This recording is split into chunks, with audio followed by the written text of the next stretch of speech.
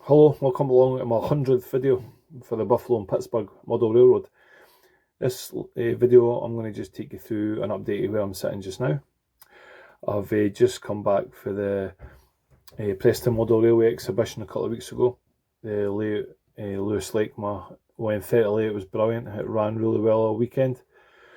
Had a lot of good feedback off the people. A lot of kids enjoyed it. We have a wee part where we can find different bandits and things on the layout, and the kids seem to enjoy it. The guys that were along with me really enjoyed it.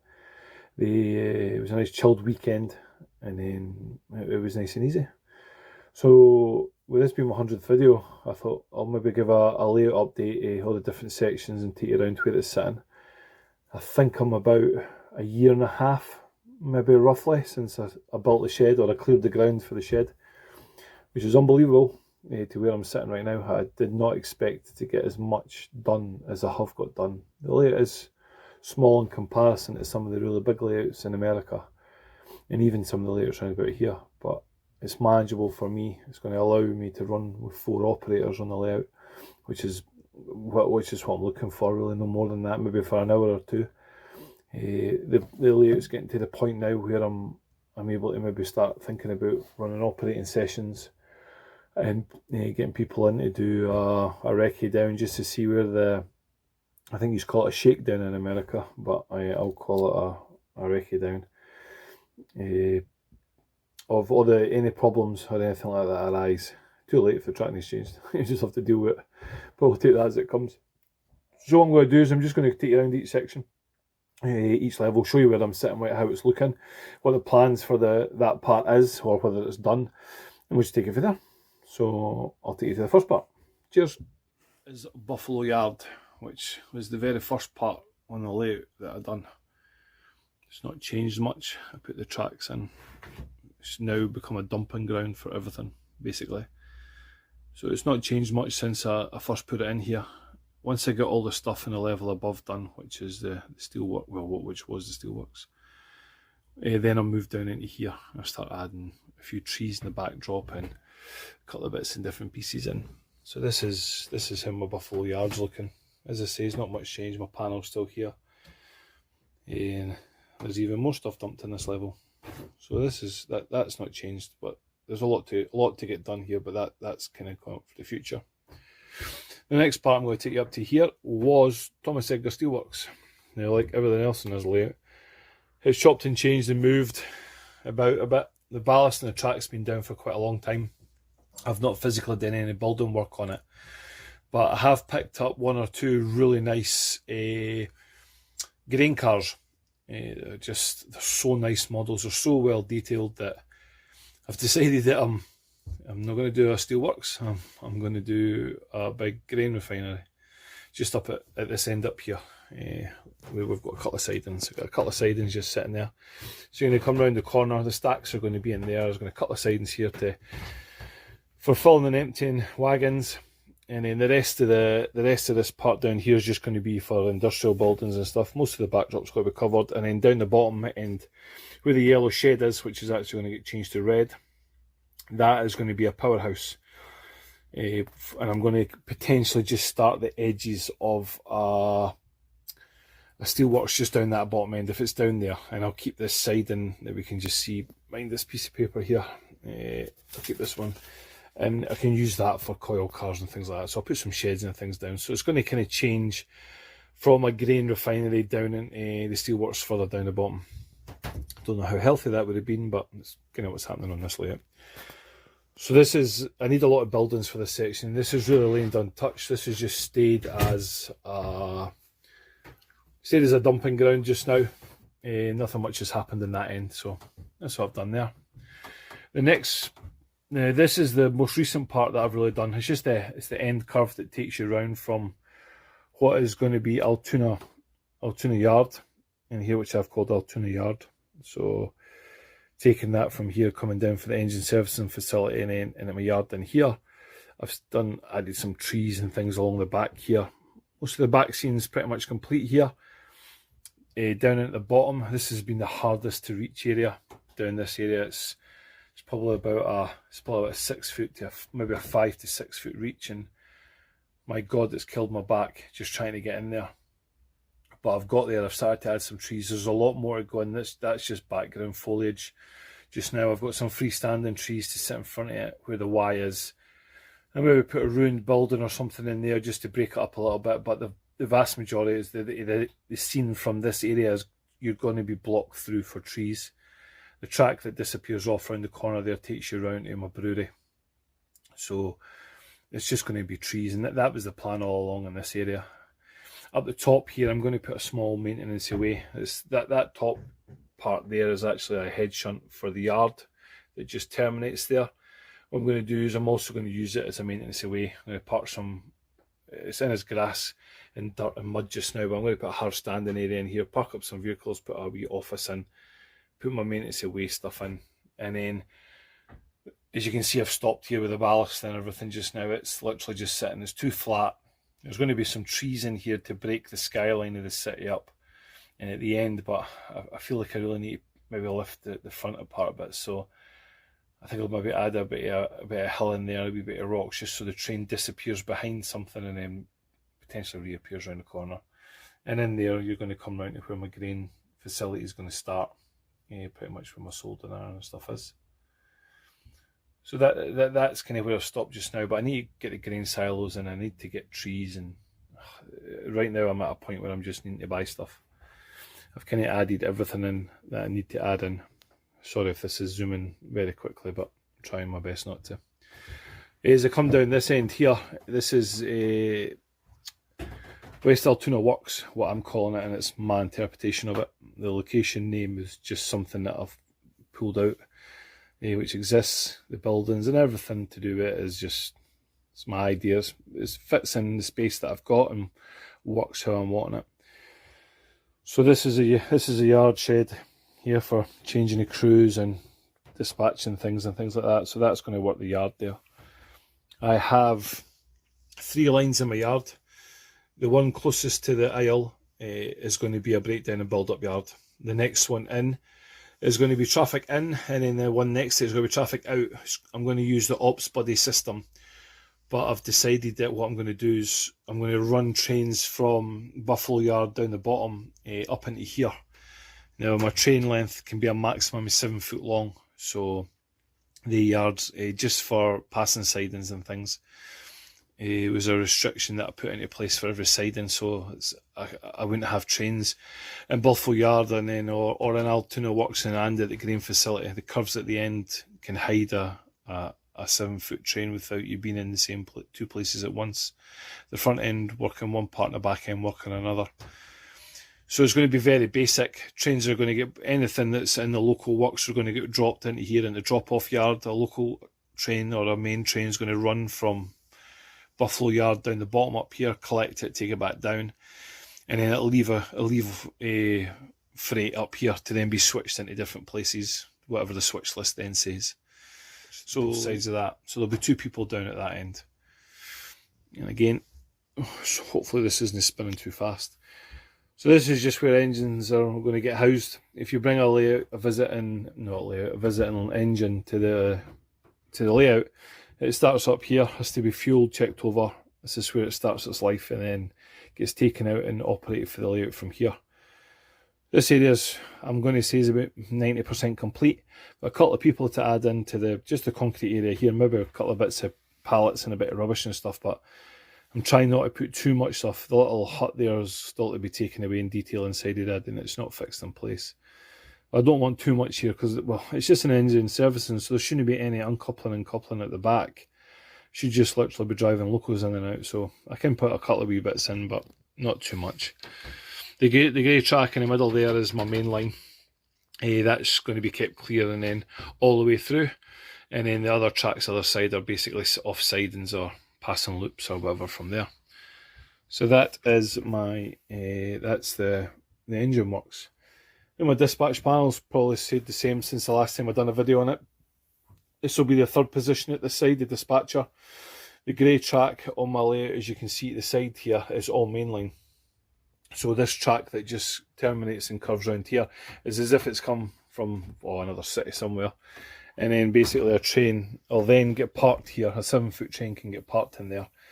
and then they can then be taken down to Buffalo Yard at the bottom, or it can be taken into the yard up here, and then it can be sorted out and either distributed to local industries or put aside to be picked up and taken back down at the bottom. So the dispatcher's in control of the main line, which is all the grey track. I've got some signals to install and some other bits and pieces. I'll hopefully get at least one of them added this weekend. So the main line's got to always be kept clear, and then once the main line's kept clear, then everybody else can work from there. I've been part of the sticker collection there, and then my sticker collection has greatly increased. I really thank everybody for taking the time to send them out to me. It's in the UK, and I know the postage these days isn't the best. I'm trying my best, so I have lots of really cool stickers and from some really unique places all around the world, and I can't be any more thankful for that. I'm getting some sheets to cover this area up here when I'm operating, so that it's not looking as cluttered, but it's kind of stroke man cave, stroke layout room, so that's how this is working. And this is my helix, which takes you for the Buffalo Yards up in. I've left it open. I got a lot of great feedback, I've got to say, for this. A lot of people being quite complimentary and how it looks, and it looks a little bit different. So I've kind of stuck with that. I am starting to put some foliage as if this is actually being opened in real life, and just, I don't know, make it so it's not just a pile of wood and have it looking a bit better. So I've got more walls and things to add inside, but you're pretty much viewing the helix from this view here. The light isn't the best, I need to add some more lighting in. So it is pretty much scenic as well as it can. Need to repaint the fascia where the glues come down a little bit, but it's working okay for there. As you come round the top out of Altoon Yard, you're coming round into this side then, which is going to have a couple of industries, 3 altogether. As we come into the side, we've got Driftwood Mine, which has changed places about 3 times on this layout, and it's not moving for now. But the Driftwood Mine is up in here. So there's 3 sidings for loading, and then there's two sidings at the side there, as you can see, for empties and things. Again, this side here is probably about 90% complete. A couple of people to add in, maybe a couple of more bits of rubbish and that lying about, and then as you come round the top of the helix and then this there's more trees to get added in, and obviously I've just started to put the foliage on the outside of that. So there's a lot more bushes and foliage to add at the edge there, just to try and break that up a little bit. So once I get that done, then that's quite happy with that. As then we come round, and here we've got armour packaging plant, which is basically for box cars, different things like that. The loading bay and things is at this end, and then at the back end we're going to have 3 sidings just on that siding at the back there. Get the siding up there. There's going to be three spots there for box cars to get unloaded. My plan on the layout was to run coal cars from the mine, run box cars from armour packaging, and then run grain cars. So it would be nice and easy at first, just to get used to operating it. If you had a grain car on your train, you knew it was going to the grain mill. If you had a box car, then it was coming up to armour packaging up here. And it might still be as simple as that, but Ops Buddy, I'm finding quite a good way of doing it. So I'll get more on that in the next one. And then we come down here, this is going to be my petrol plant. I'm currently building the United Petroleum plant. It's just so much brass and it's so fiddly, but I'm kind of getting there with it. So that's going to sit in that wee hole just in there. The back scene there is going to be covered in buildings for armour packaging and loading docks and things like that, but there's going to be a couple of tanks just where the glue and that's sitting, put in here, and then over this part here is where the loading portion is going to be for the petroleum plant.